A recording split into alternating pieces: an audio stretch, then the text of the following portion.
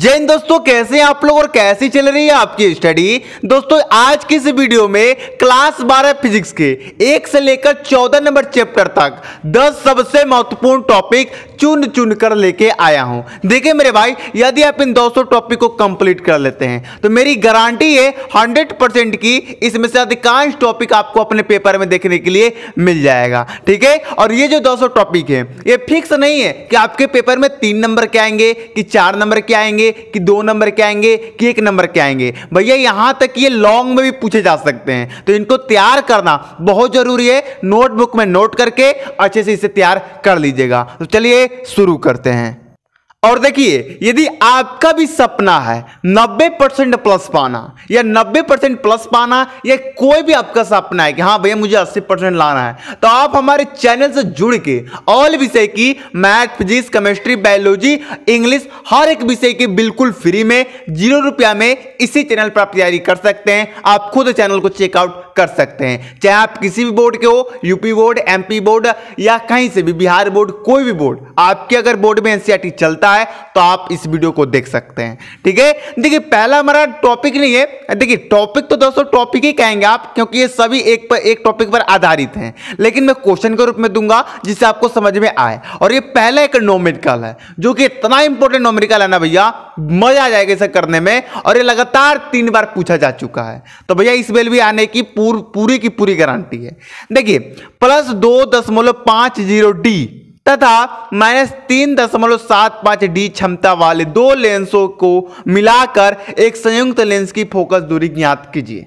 देखिए मैं अभी समझाऊंगा, ये मैं पहले से हल कर दिया हूं जिससे टाइम बर्बाद ना हो, वीडियो ज्यादा लंबा ना बने, आप भी वीडियो को तुरंत देखकर इसे याद कर सके। ठीक है, बहुत आसान है। सबसे पहले देखिए दिया क्या है, P1 का मान दिया है, फोकस P1 का मान दिया है कितना, +2.50 डी।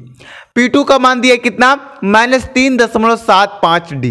ठीक है, अब हमें P1 चाहिए नहीं P2 चाहिए, हमें तो चाहिए भैया P, क्योंकि हमें फोकस दूरी निकालनी है और फोकस दूरी का सूत्र होता है 100/P। अब हमें तो P दिया नहीं है, इसलिए हम P निकालेंगे। P कैसे निकालते हैं, P1 + P2 को कर दीजिए। तो यहाँ पर P1 + P2 कीजिएगा तो हमें माइनस लग जाएगा, क्योंकि ये माइनस में है। क्लियर है, तो जब इनको हल कीजिएगा तो कितना आएगा, -1.25 डी। अब चलिए फोकस दूरी निकाल लेते हैं। 100 नीचे रख देंगे, -1.25 बराबर कितना आ जाएगा, देखिए मैं आपको यहां पर बता देता हूं।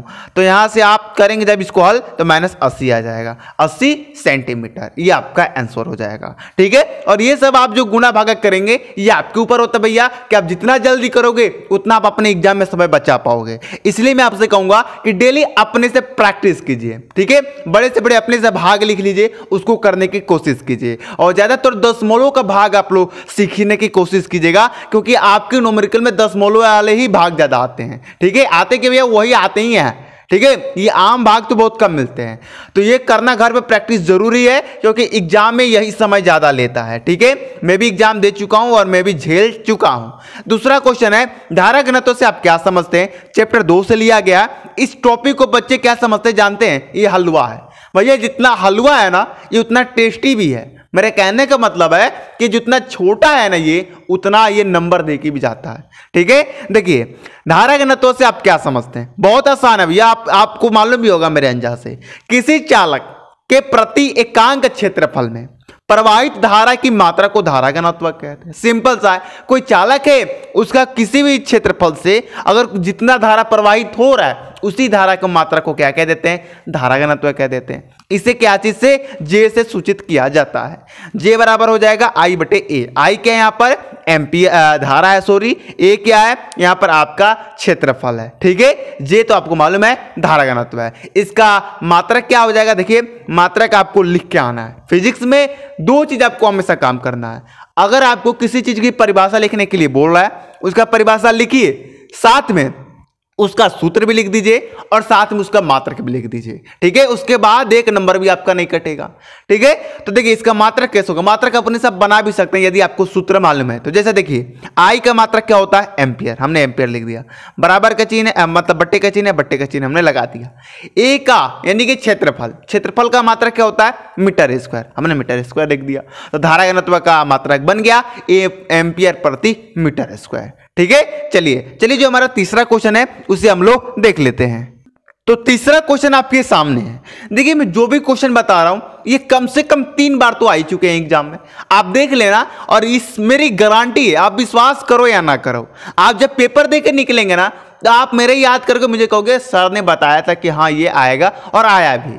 तो आप मुझे याद करने वाले हो, ठीक है। आप कमेंट मत किया करो यार, कमेंट यही आता है सर ना आएगा तो क्या होगा। अरे क्यों नहीं आएगा भाई, आप चैनल पे चेकआउट करो। मैं कम से कम चैनल पे 1 साल से पढ़ा रहा हूं, और चैनल को हटा दो ना तो 5-6 साल का एक्सपीरियंस है मुझे, ठीक है। कभी मैं आपको अपना कोचिंग का ब्लॉग दिखाऊंगा यदि आप लोगों का इजाजत हो तो, ठीक है। चलिए तो देखिए यहां पर 3 नंबर है, 10 मिकोफैरेड का एक संधारित्र 50 वोल्ट बैटरी से जुड़ा है, संधारित्र में कितनी स्थित विद्युत ऊर्जा संचित है। यह आपका एक प्रकार का न्यूमेरिकल है, ठीक है। और इससे दसों को आप वेरी वेरी इंपॉर्टेंट लगा कर रखिएगा, ठीक है। मैं तो एक वीडियो में 50 बता सकता हूं, लेकिन 10 इसलिए बताया कि आपको बढ़िया से समझा सकूं, और 200 इंपॉर्टेंट है इसलिए आप दिमाग में रख सके, ठीक है। तो देखिए दिया क्या भैया, सी का मान दिया। देखिए संधारित्र यहां पर क्या है, सी का मान दिया है, 10 मिकोफैरेड है। और आपको तो मालूम है कि हमें अगर विद्युत ऊर्जा का मान निकालना है, यू का मान निकालना है, तो हमें भैया मिकोफैरेड में नहीं, हमें फैरेड में धारा का मान चाहिए।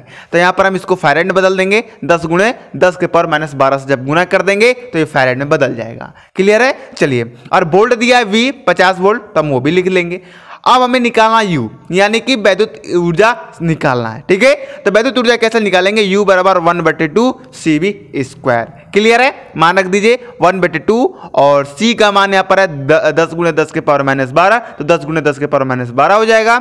B का है, B का मान यहाँ पर 50 है, तो यहाँ पर स्क्वायर है तो 50 गुणे 50 आ जाएगा, ठीक है। जब यहाँ पर आप हल कीजिएगा तो आपका आएगा 1.25 गुणे 10 के पावर -8 जूल, ठीक है। अब ये इसको भी हमें हल कराना पड़ेगा क्या, अरे नहीं भैया। यदि आपको मुझे अगर आप कहोगे ना कि हाँ सर इसको हल कराओ, तो समझो यार कि तुम क्या पढ़ रहे हो भैया, नहीं कुछ आप बुरा मत मानना, लेकिन यदि आप इसको भी हल नहीं कर पाओगे ना तो आप पेपर में कुछ नहीं कर पाओगे मेरे भाई। ये तो बहुत नॉर्मल है, इससे भी हार्ड आएंगे आपके न्यूमेरिकल में, तब आप कैसे करोगे।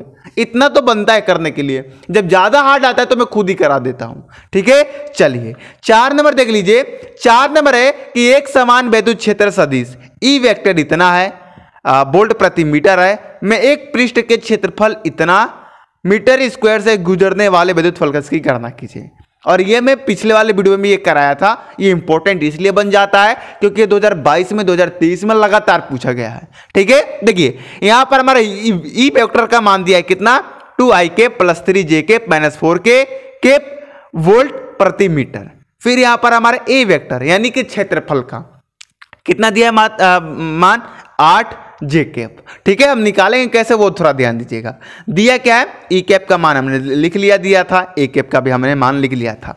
क्या चीज ज्ञात करने के लिए बोला है, वैद्युत फलकस ज्ञात करने के लिए बोला है। तो हम वैद्युत फलकस साफ मात्रा में वैद्युत फलकस का सूत्र लिखेंगे ई वेक्टर इंटू ए वेक्टर। यही ना होता है वैद्युत फलकस का मात्रक, आपने पढ़ा होगा फाई ई बराबर ई ए होता है, यही होता है ना सूत्र। अगर वेक्टर लगा है तो सब में वेक्टर लगा दो, बस यही तो होता है, सिंपल सा सूत्र, ठीक है। चलिए ई वेक्टर का मान यहाँ पर रख देते हैं और ए वेक्टर का मान हमने यहाँ पर रख दिया। अब यहाँ पर थोड़ा आपको ध्यान से समझने की जरूरत है।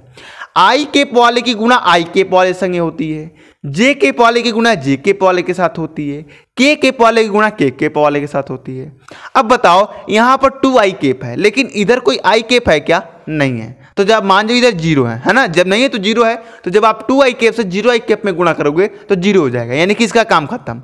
इधर 3j कैप है, इधर 8j कैप है, तो जब आप गुणा करोगे तो 3 के 24 यहाँ पर आ जाएगा, 24 वोल्ट मीटर इसका आंसर आ जाएगा। -4 कैप इधर है, इधर तो कोई नहीं है, तो भैया ये भी 0 में परिवर्तित हो जाएगा। क्लियर है, इस प्रकार करते हैं। यदि आप मैथ सब्जेक्ट से हो तो आप समझ गए होंगे, इतना भी समझाने की जरूरत नहीं है, लेकिन जो बायोलॉजी से है उनको मैं ये बता रहा हूं, ठीक है। चलिए जो हमारा नेक्स्ट क्वेश्चन है उसे भी हम लोग देख लेते हैं। 5 नंबर क्वेश्चन देखने से पहले आपको मालूम है कि हमारे चैनल पर सभी विषय की तैयारी लगातार कराई जा रही है, जैसे कि वैद्युत रसायन, अभी वैद्युत रसायन का 1 शॉट मैंने दे दिया। केमिस्ट्री का मैं बात कर रहा हूँ, केमिस्ट्री का 1 शॉट चलाया जा रहा है। केमिस्ट्री के शुरुआती के 3 चैप्टरों को आपको मैंने पढ़ा दिया है 1 शॉट में, एक वीडियो के अंदर एक चैप्टर करके 3 वीडियो के अंदर 3 चैप्टर खत्म करा दिए हैं। तो उनका जल्दी मैं 1 शॉट खत्म करा दूंगा। जिन बच्चों का सिलेबस नहीं पूरा है वो जुड़कर अच्छे से तैयारी कर सकते हैं, मैं लिंक डिस्क्रिप्शन में दे दूंगा, या आपको आई बटन पर भी दिख रहा होगा, ठीक है। और बात करूं तो अभी 2 दिन बाद इसी 2 दिन बाद, कल बीच लगाइए, कल आप लोग मना लीजिए जो भी कल त्यौहार है, कल मनाने के बाद परसों से कल दिवाली है ना, तो दिवाली के सबको को शुभकामनाएं, बहुत बहुत शुभकामनाएं। तो कल छोड़ के परसों से आप लोगों को मैं क्या देने वाला हूं भैया, परसों से मैं आपका फिजिक्स का 1 शॉट शुरू करने वाला हूं। ठीक है, तो आप लोग फिजिक्स का भी 1 शॉट शुरू कीजिएगा। और अगर आप चाहते हैं कि हाँ भैया 100% शुरू करूं मैं परसों से, तो आप लोग 100% कमेंट कीजिएगा। ठीक है, चलिए वैद्युत दुर्गों को परिभाषित कीजिए। बहुत इजी क्वेश्चन है और ये हमारा पहला चैप्टर का ही क्वेश्चन है। वैद्युत दुर्ग के कारण अच्छी स्थिति में किसी बिंदु पर वैद्युत विभव का केवल सूत्र लिखे। यहां पर आपको सूत्र निगमन करने के लिए नहीं बोला है, केवल सूत्र लिखिए, मतलब आपको डायरेक्ट उसका सूत्र ही लिख देना है। ठीक है, आप लिखेंगे पहले वैद्युत दुर्ग का परिभाषा, अल्प दूरी पर स्थित 2 समान परिणाम के विपरीत आवेश के निकाय को वैद्युत दुर्ग कहते हैं। बहुत आसान है, इसको चित्र के माध्यम से आप समझ सकते हैं। ठीक है, चित्र क्या कहता है, चित्र से समझिए। अल्प दूरी यानी कि आप कोई भी एक निश्चित दूरी ले लो, जैसे हमने 2a ले लिया, आप 2l ले सकते हो, 2p ले सकते हो, आपके हाथ में है। ठीक है, हमने 2a ले लिया, फिर बोला 2 समान, यानी कि 2 समान परिमाण के होने चाहिए आवेश। ठीक है, यानी कि यदि आप इधर 1 कूलम ले रहे हो तो इधर भी 1 कूलम लो, इधर 2 कूलम ले रहे हो तो इधर भी 2 कूलम लो। तो हमने इधर भी ले लिया, इधर भी समान परिणाम के ले लिए। फिर बोल रहा है विपरीत आवेश, यानी कि यदि आप इधर प्लस में ले रहे हो तो इधर माइनस में लीजिए। तो हमने विपरीत भी ले लिया, इधर माइनस में ले लिया, इधर हमने प्लस में ले लिया। ठीक है, चलिए अब बोला इसी निकाय को हम क्या कहते हैं, विद्युत दुर्ग कहते हैं। यानी कि समान भाषा में इसी चित्र को हम क्या कहेंगे, वैद्युत दुर्ग कहेंगे। क्लियर है, चलिए अब बोला है क्या, वैद्युत दुर्ग के कारण अच्छी स्थिति में किसी बिंदु पर वैद्युत विभव का केवल सूत्र लिखिए। तो वैद्युत विभव का सूत्र क्या हो जाएगा, V बराबर 1/4πε0 इंटू P/R²। क्लियर है, और इसका मात्रक होता है वोल्ट, ये आपको याद होना चाहिए। ठीक है, चलिए 6 नंबर क्वेश्चन आपके सामने दिख ही गया होगा।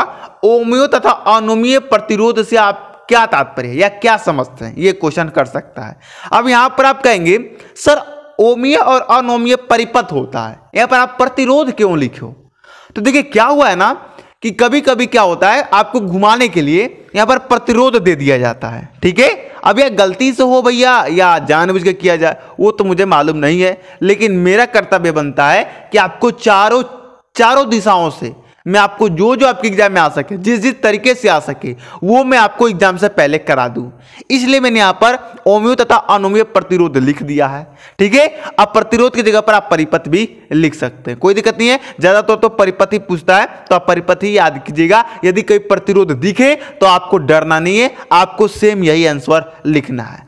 ठीक है, ओमिय प्रतिरोध या ओमिय परिपथ बोलिए। ठीक है, प्रतिरोध तो नहीं होता है, ये गलती से आ गया होगा उन लोगों को पेपर में, लेकिन जब आया है तो भैया आपको दिखाना जरूरी है। तो ओमिय परिपथ क्या होता है, वे परिपथ, देखिए यहां पर परिपथ ही आएगा, वे परिपथ जो ओम के नियम का पूर्णतः पालन करते हैं ओमिय परिपथ कहलाते हैं। मतलब कहने का मतलब है कि जो परिपथ जानते हो ना क्या होता है, जो परिपथ ओम के नियम का पालन करते हैं वो ओमिय प्रतिरोध कहलाते हैं या ओमिय परिपथ कहलाते हैं। ठीक है, चलिए बात कर ले अनोमीय परिपथ की, तो ये डायरेक्ट उसका उल्टा होता है। वे परिपथ जो ओम के नियम का पालन नहीं करते हैं अनोमीय प्रतिरोध या अनोमीय परिपथ कहलाते हैं। क्लियर है, और ये काफी आसान क्वेश्चन थे, लेकिन ये इतने अपने आप में दम रखते हैं ना कि 3 नंबर में आए थे। ठीक है, पिछली बार ये 3 नंबर में पूछे गए थे, तो आपको इनको एकदम बढ़िया से याद करना है। चलिए जो हमारा नेक्स्ट क्वेश्चन है उसे हम लोग देख लेते हैं। देखिए 7 नंबर क्वेश्चन बहुत इंपॉर्टेंट क्वेश्चन है, चुंबकीय आघूर्ण की परिभाषा एवं मात्रक लिखिए। और यह आपके एग्जाम में वेरी वेरी इंपॉर्टेंट बन जाता है। 10 के 10 इंपॉर्टेंट है, आपको 10 को 10 तैयार कर लेना है, एक भी क्वेश्चन को नहीं छोड़ना है। और मैंने जिस प्रकार से आसान से आसान भाषा में आंसर लिखने की कोशिश की है वैसा शायद आपको कहीं भी नहीं देखने के लिए मिलेगा। ठीक है, चलिए इसका आंसर आप कैसे लिखेंगे वो थोड़ा ध्यान दीजिएगा। चुंबकीय ध्रुव पर एक समान एकांक चुंबकीय क्षेत्र में क्षेत्र की दिशा में लंबवत रखने पर जो बल आघूर्ण लगता है वो चुंबकीय आघूर्ण कहलाता है। क्लियर है, चलिए इसका मात्रक भी बोला है तो आप लिख देंगे एम्पियर माइनस मीटर स्क्वायर। ठीक है, चलिए 8 नंबर क्वेश्चन आपके सामने है, वैद्युत चुंबकीय प्रेरण का लेंज का नियम लिखिए। देखिए इस क्वेश्चन को बोल देगा डायरेक्ट लेंज का नियम लिखिए, या बोल देगा वैद्युत चुंबकीय प्रेरण का लेंज का नियम लिखिए। तो आपको डरना नहीं है, यही आंसर लिखना है कि किसी परिपथ में प्रेरित विद्युत वाहक बल अथवा प्रेरित धारा की दिशा, एक मिनट इसको थोड़ा ऊपर कर लेते हैं। प्रेरित धारा की दिशा सदैव ऐसी होती है कि वह उस कारण का विरोध करती है जिससे वह स्वयं उत्पन्न होती है। ठीक है, लेंज का नियम क्या कहता है कि किसी परिपथ में जो प्रेरित विद्युत वाहक बल होती है ना, या अथवा जो प्रेरित धारा होती है वह ऐसी दिशा में होती है ना कि भैया वो उसी का विरोध करने लगती है जिससे वो उत्पन्न हुई है। ठीक है, तो ये इंपॉर्टेंट है लेंज का नियम, इसे भी आप लोग तैयार कर लीजिएगा। चलिए 9 नंबर क्वेश्चन देख लीजिए, बहुत इंपॉर्टेंट आपका एक प्रकार का न्यूमेरिकल है ये भी। तो देखिए ये कह रहा है कि एक कुंडली का स्वप्रेरण गुणांक 10 मिली हेनरी है, इसमें वैद्युत धारा 5 मिली सेकेंड में 5 एम्पियर से 15 एम्पियर हो जाती है। कुंडली में प्रेरित विद्युत वाहक बल ज्ञात कीजिए। देखिए न्यूमेरिकल जब भी आया ना तो कितना भी बड़ा से बड़ा है, वहां पे सबसे पहले आपको देखना है कि ज्ञात हमें क्या करना है। जैसे इस न्यूमेरिकल में हमें वैद्युत वाहक बल ज्ञात करना है, तो आपको यही चीज देखना है किसी भी न्यूमेरिकल में। यानी कि सिंपल सा बात है, हमें ई का मान ज्ञात करना है, वैद्युत वाहक बल का मान ज्ञात करना है। अब याद कीजिए किसका सूत्र क्या होता है, तो आपको मालूम होना चाहिए कि ई बराबर -L डेल्टा आई बटे डेल्टा टी होता है। तो हमें ये सब मान चाहिए। तो एल कितना दिया है, यहां पर स्वप्रेरण गुणांक ही होता है एल, 10 मिली हेनरी दिया है, तो 10 मिली हेनरी हो जाएगा। लेकिन हमें मिली हेनरी में नहीं चाहिए, हमें हेनरी में चाहिए। ठीक है, तो अब इसमें 10 के पावर 3 से गुणा कर देंगे तो ये हेनरी में बदल जाएगा। फिर देखिए 5 मिली सेकेंड, यह हमारा समय दिया है डेल्टा टी का मान, लेकिन मिली सेकेंड में दिया है, हमें तो भैया सिर्फ सेकेंड में चाहिए। तो इसमें हम क्या करेंगे, 10 के पावर -3 से गुणा कर देंगे, तो डेल्टा टी का जो मान आ जाएगा वो 5 × 10 के पावर -3 सेकेंड आ जाएगा। अब हमें डेल्टा आई का मान चाहिए। ठीक है, क्योंकि हमें वैद्युत वाहक बल ज्ञात करने के लिए इसका भी मान जरूरी है। तो यहाँ पर देखिए 2 धाराएं दी हैं। क्या कह रहा है कि 5 मिली सेकेंड में 5 एम्पियर से 15 एम्पियर हो जाती हैं, मतलब 5 से 15 एम्पियर हो जाती हैं। तो हमें यहाँ पर 2 धारा में तो डेल्टा आई चाहिए। डेल्टा मतलब होता है परिवर्तन। तो बताइए आप ही 5 से 15 होने में कितने का परिवर्तन हुआ है, तो आप सिंपली 15 में से 5 घटा लेंगे तो 10 एम्पियर का परिवर्तन हुआ है और ये डेल्टा आई का मान हो जाएगा। अब चलिए सूत्र पर लगा देते हैं। सूत्र हमारा क्या है, आपके सामने दिख रहा होगा, ई बराबर होता है -L डेल्टा आई बटे डेल्टा टी बराबर। ठीक है, अब यहाँ पर मानक देते हैं। देखिए यहाँ पर मैं आपको 1 मिनट इसको ऊपर कर देता हूँ जिससे आपको मान दिख सके। ठीक है, चलिए यहाँ पर माइनस है तो माइनस लग जाएगा। एल का मान है हमारा 10 × 10 के पावर -3, तो यहाँ पर हम रख देंगे गुणे। यहाँ पर डेल्टा आई का मान हमने निकाला 10 एम्पियर, 10 रख देंगे। डेल्टा टी का मान हमने निकाला 5 × 10 के पावर -3 सेकेंड, तो यहाँ पर उसका मान हम रख देंगे। ठीक है, अब देखिए यहाँ पर 10 के पावर -10 के पावर -3 से ये भी कैंसिल हो जाएगा। अब जब आप -10 से 10 में गुणा कीजिएगा तो 100 आएगा, -100 अब बटे 5। जब आप इससे काटिएगा तो ये -20 बार में कट जाएगा और आंसर आ जाएगा -20 वोल्ट। ठीक है, तो दोस्तों ये बहुत ही इंपॉर्टेंट न्यूमेरिकल था, इसको आपको तैयार करके ही अपने बोर्ड एग्जाम में जाना है। क्लियर है, चलिए लास्ट क्वेश्चन आपके सामने है और ये इंपॉर्टेंट क्वेश्चन इसलिए बन जाता है क्योंकि इससे न्यूमेरिकल तो आते ही आते हैं। ठीक है, और प्लस में इससे आपका एमसीक्यू क्वेश्चन बहुत ज्यादा आता है, एमसीक्यू क्वेश्चन बहुत ज्यादा आता है इससे, तो आपको इसको तैयार करके ही जाना है। वैद्युत चुंबकीय स्पेक्ट्रम के मुख्य भागों को उनके तरंग द्रव्य प्रासरण के साथ लिखिए। ठीक है, बहुत इंपॉर्टेंट है, प्रासरण के साथ लिखने के लिए बोला है तो इसलिए इंपॉर्टेंट बन जाता है। पहला होता है गामा तिरंगे, तिरंगे नहीं गामा किरणें। ठीक है, गामा किरणें इसका होता है 10 के पावर -14 से 10 के पावर -10 मीटर तक। ठीक है, चलिए फिर दूसरा होता है एक्स किरणें, और ये इसका होता है जो प्रासरण 10 के पावर -11 से 3 × 10 के पावर -8 मीटर तक। ठीक है, तीसरे की बात कर ले तो पाराबैंगनी किरणें होती हैं जिनका जो प्रासर होता है वो 10 के पावर -8 से 4 × 10 के पावर -7 तक होता है। क्लियर है, चौथा होता है आपका अवरक्त किरणें, इसका जो प्रासर होता है वो 8 × 10 के पावर -7 से 5 × 10 के पावर -3 मीटर तक होता है।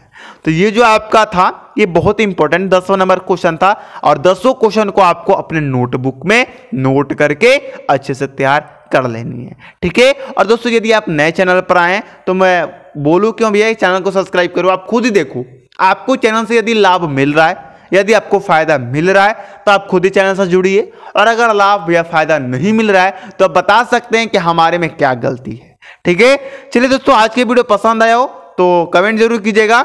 और मैं बता दूं कि कल जो वीडियो है वो सुबह में 7 बजे आने वाली है। अब आपका टाइमिंग थोड़ा चेंज हो गया है, आपका जो वीडियो आएंगे डेली वो 7 बजे आएंगे, सुबह में 7 बजे आएंगे। तो 7 बजे आपको रेडी रहना है, सुबह में डेली सुबह में 7 बजे वीडियो आएंगी। और जब शाम को कभी वीडियो देना रहेगा तो आपको ग्रुप में बता दिया जाएगा। ग्रुप का लिंक डिस्क्रिप्शन में, यदि अभी तक आप ज्वाइन नहीं किए हैं तो ज्वाइन हो जाइएगा। चलिए मिलते हैं अगली वीडियो में, जाने की इजाजत दीजिए। जय हिंद, जय भारत।